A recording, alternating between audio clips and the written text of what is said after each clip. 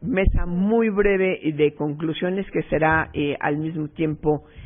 clausura. Les doy el orden de la palabra. Pilar, ¿empiezas? Bueno, antes que nada, muchas gracias por estar hasta este momento de la clausura. A mí me corresponde dar algunos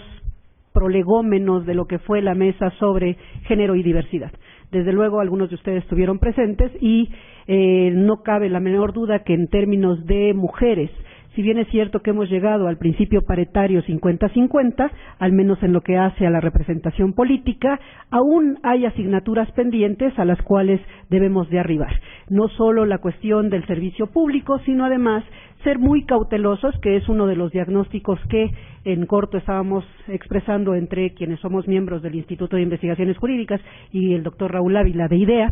sino también ser cautelosos de esta ilusión y del fraude electoral que eventualmente se puede presentar para otra vez distorsionar el gran logro de la paridad entre hombres y mujeres en la representación política. Por lo que hace a el mundo de la diversidad, desde luego también debemos de ser muy meticulosos en cómo visualizamos la diversidad. No solo hay diversidad en términos de minorías, sino también de vulnerabilidad y, consecuentemente, uno de los grupos que, como ayer también se expresaba, en términos de democracia inclusiva, no sufren de una discriminación electoral ex juris, sino que es una situación de carácter propiamente factual, de facto, que es tratándose de dos de los grupos que en términos numéricos tendría yo que referir, son 500 transexuales y 500 transgéneros que al menos en la Ciudad de México han iniciado su proceso de rectificación de acta de nacimiento, pero desde luego también puede ser que se torne imposible la emisión del sufragio como sufragio efectivo el día 7 de junio. Consecuentemente, uno de los grandes pedimentos de esta mesa, de este seminario, es que las autoridades vuelvan a sensibilizar a los funcionarios de las mesas receptoras de votación en relación no solo con la contrastación de la imagen de la fenotipia que se asienta en la credencial para votar con fotografía, sino también lo que hace a la firma autógrafa y desde luego a la huella digital de del grupo trans. Por lo que hace a los miembros de este grupo de discapacidad cognitiva y física, también no se soslaya el hecho de los grandes logros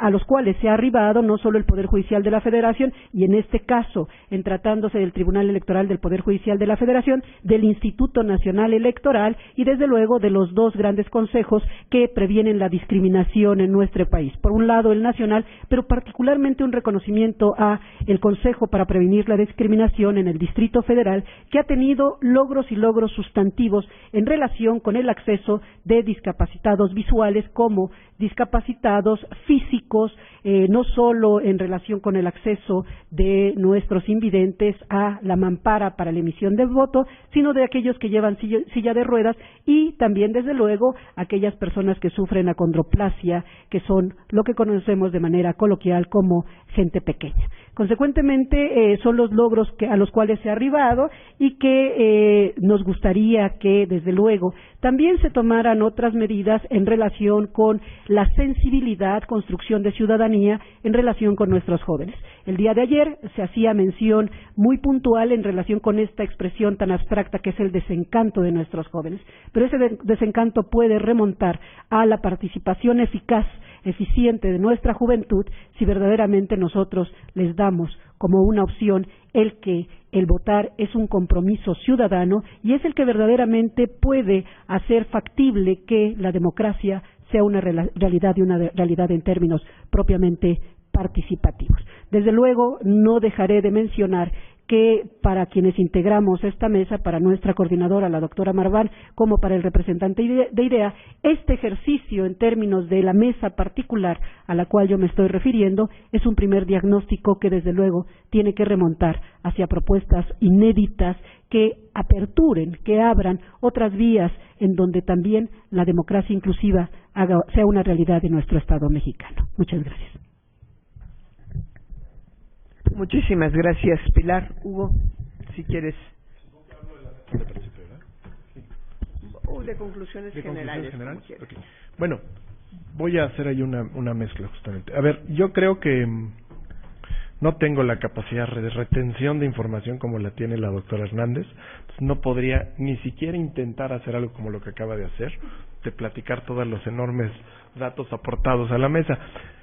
Voy a decir una cosa que normalmente a veces les explico a mis alumnos cuando están muy confundidos de por qué tienen que utilizar alguna cosa de metodología nueva o por qué tienen que usar ciertas metodologías. La verdad es que las metodologías lo que permiten es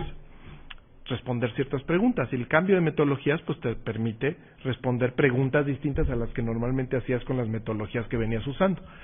En la mesa número 2 se utilizó por primera vez un tema, y yo creo que fue muy acertado, Raúl, que normalmente en México no se abordaba de esa manera, el meter el tema de seguridad electoral o de factores de riesgo, y creo que justamente ayudó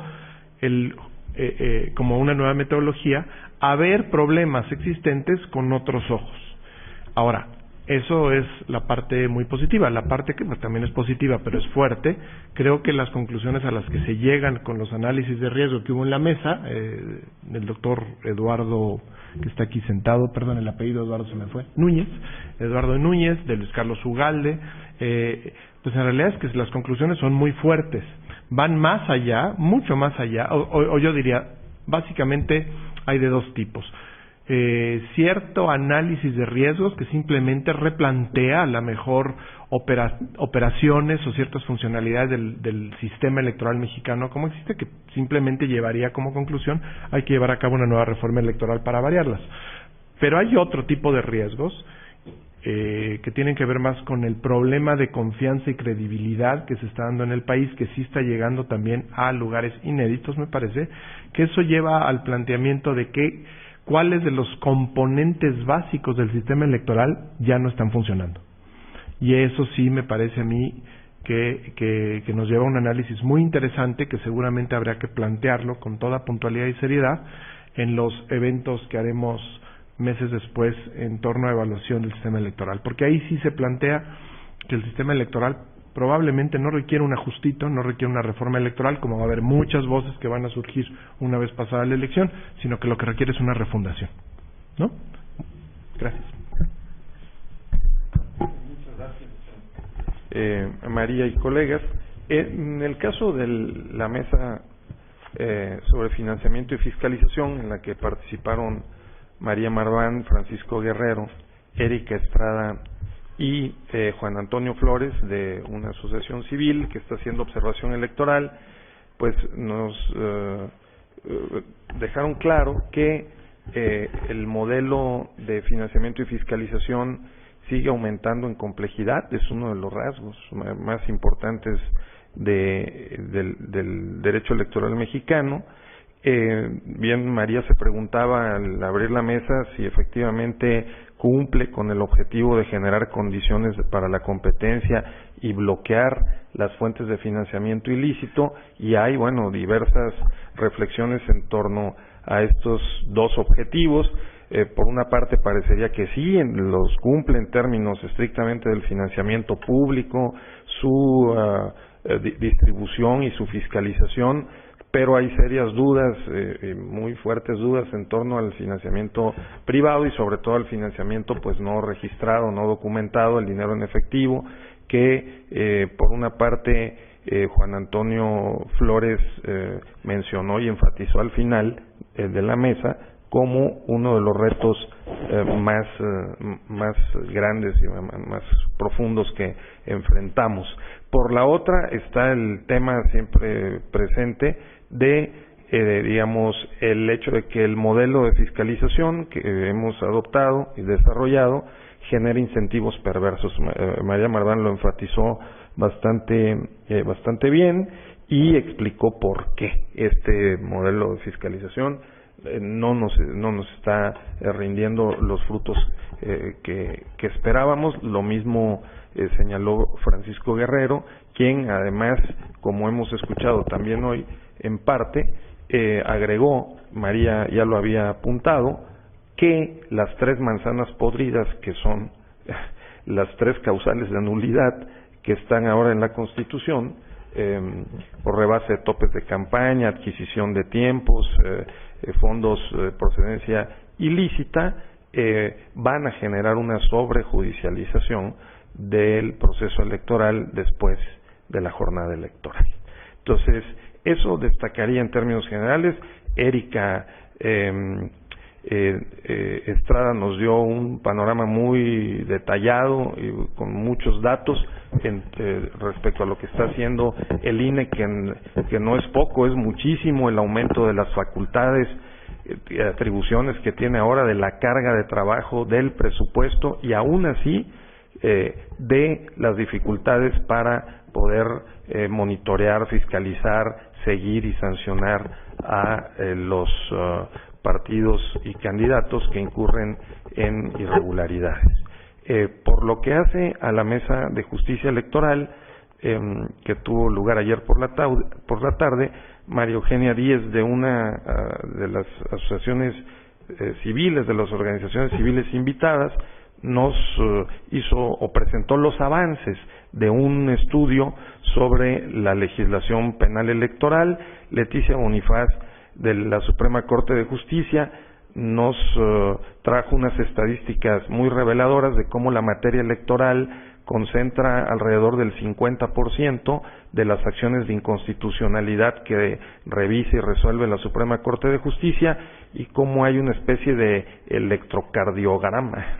así lo mencionó, que se puede consultar, ¿no?, en términos de un gráfico que revela cómo las acciones de inconstitucionalidad se presentan, la incidencia se eleva después de las reformas electorales, por supuesto. En el caso de la Sala Superior del Tribunal Electoral, pues esto ocurre en el ciclo electoral. Concluyó Leticia, a lo cual se sumaría después César Astudillo, de que va a ser necesario revisar el modelo electoral, modificarlo y legislarlo no mirando solo al pasado y mucho menos a la coyuntura, sino más bien al futuro, en términos de cuáles son los objetivos que queremos que cumpla el sistema y, por lo tanto, cómo hacerlo más consistente, más coherente y más funcional. Eduardo Castellanos nos habló de cómo ha evolucionado este sistema de justicia electoral, de la oportunidad y de la coyuntura política a el análisis jurídico en sede judicial. Nos refirió diferentes aspectos de este sistema, las contradicciones de tesis que han llevado y su resolución, que han llevado del control concentrado al control difuso, de la convencionalidad, de la constitucionalidad, a la especialización judicial, por lo tanto, sobre todo en temas de financiamiento, precisamente fiscalización y otros más. Y finalmente nos alertó sobre también las inconsistencias que se observan en algunas de las decisiones y los criterios interpretativos de la Sala Superior. No termino sin mencionar que César Astudillo puntualizó que desde su perspectiva se va a requerir ajustar el modelo electoral, por ejemplo, en las facultades del INE, en la operación de los soples, en la homologación de reglas de procedimiento, por ejemplo, la casilla única, en el tema penal electoral, en los criterios de la Sala Superior y de la nueva Sala Especializada, y fundamentalmente apuntó que en esto hay un consenso prácticamente en todas las mesas, que no podemos resolver, y María ha sido muy enfática en esto, problemas de cultura política democrática a través de la legislación. Entonces creo que es una de las principales enseñanzas o aprendizajes en estos 2 días. Muchas gracias. Muchísimas gracias, Raúl. Creo que tenemos realmente un seminario muy rico en contenidos, un diagnóstico muy importante, muy interesante, que nos deja muchas tareas pendientes, y la tarea pendiente más inmediata sería el diseño del propio seminario de evaluación para poder realmente sacarle el mejor jugo en esta revisión del modelo electoral o refundación del modelo electoral, en donde, sin lugar a dudas, el trabajo conjunto entre academia, sociedad civil y, desde luego, autoridades electorales puede ser sumamente fructífero. Habrá que ver la mejor manera de comunicarla a los partidos políticos, que finalmente son los únicos actores que en última instancia podrán decidir sobre esta revisión de la legislación electoral. Creo que sin haber más podríamos, siendo las 11:30 de la mañana, dar por clausurado este seminario con grandes resultados y tareas que nos quedamos para el futuro. Muchísimas gracias.